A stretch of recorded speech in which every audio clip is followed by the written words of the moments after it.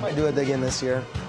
It's awesome market. And it opens too late for Cesar Chavez Day. Oh, yeah. So should I drink some of this? Or? If you want to. We're back on the Morning Brew with friends. I got my old friend Danny Hernandez in this morning with Travis McKenzie in this morning. It's good to see you guys. Morning. And I can't believe that already Saturday is the big march. It seems like it's just every year it's earlier and earlier, or is that just me? No. I'm just excited for it. Because Saturday morning at 10:30 is the big Cesar Chavez Day March. It is. And so where does it start? How does somebody get involved? They can, you know what, they can just come to show the up? event on Saturday, Okay. and they can sign up to be part of the Recuerda Cesar Chavez Comité. Okay, great. And we start meeting like in December, and we meet every week from the middle of January through putting together the event. Great. So where does the march go this year? Same place it's gone in years past, which is we start National Hispanic Cultural Center on 4th Street and Avenida Cesar Chavez, also known as Bridge. Right. We go north on 4th Street to Silver, Silver west to 8th Street, go back on 8th Street. And Way high to the zoo. Yeah, right. And that's right through my neighborhood, actually, right there, too. Morelas, Yeah, right. And so it's a great chance to just see, it's kind of a parade, it's kind of a march. It's kind of a little bit of both, I think is a good way to describe Everybody's it, right? welcome to join us. Yeah, it's open to So, everybody. you know, And we Right. call it a march just because, you know, it's to march for social justice, to march for the legacy. You can see some pictures up on the screen. And to kind of remember how many people have marched in our history to fight for justice, to fight for positive social change. Right. But there's going to be music, there's people chanting, elders come out, People young dancing in the ones, street. dancing in the streets. That's going to be me. So the march and fiesta, and then afterwards, when we're done with the march, we come back to the National Hispano Cultural Center, and there's a big fiesta and celebration. We got some awesome bands this year. We got Burque Soul, one of my favorite reggae bands, local band, and then Las Cafeteras is coming in to jam out. From as East well. LA. Excellent. So I got to ask you, it's a political year and people are talking politics. What do you think Cesar Chavez would think of this year's political situation?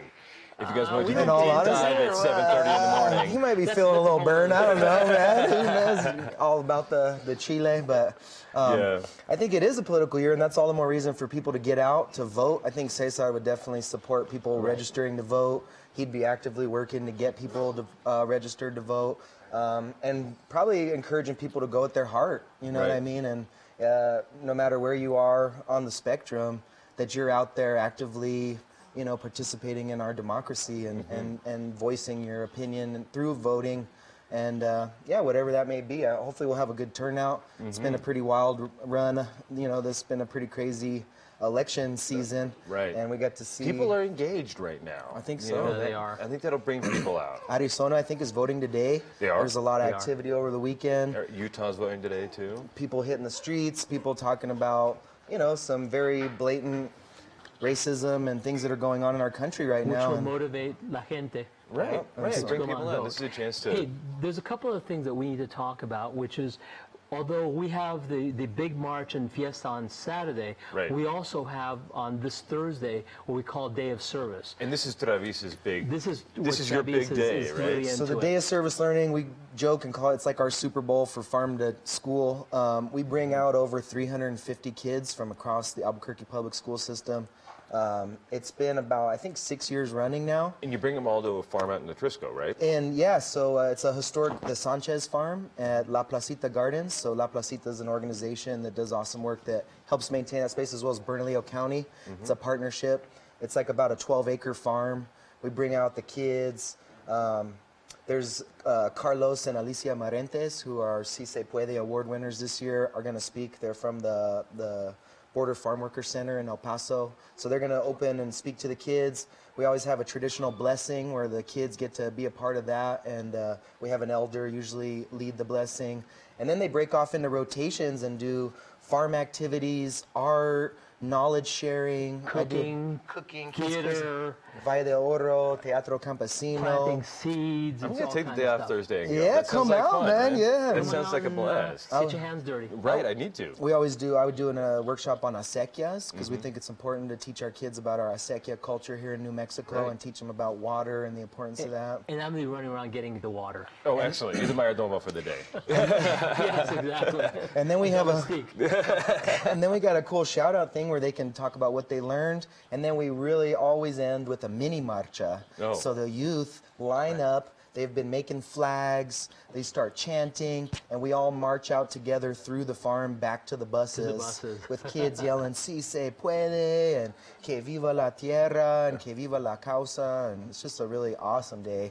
And that's love always the Thursday before the big celebration too. That's very cool. And this is a way to really connect with the farming culture that, in many ways, built New Mexico, right? Totally. We have such a strong agrarian heritage here in New Mexico, and honor all the farm workers, our farmers, you know, and really celebrate that and talk about the importance of that. Is this something that just anybody can go to, or is this something that you kind of have to be invited to and be a school Yes. kid? Yeah. You have to be one of the 350 school kids. So yeah, and it's grown every year. The best part to be a part of it is to be a part of the committee, the RCCC. Right. We have a Day of Service Learning subcommittee, and just shout out to Erika and Victoria, two ladies that have been just doing amazing work making that happen.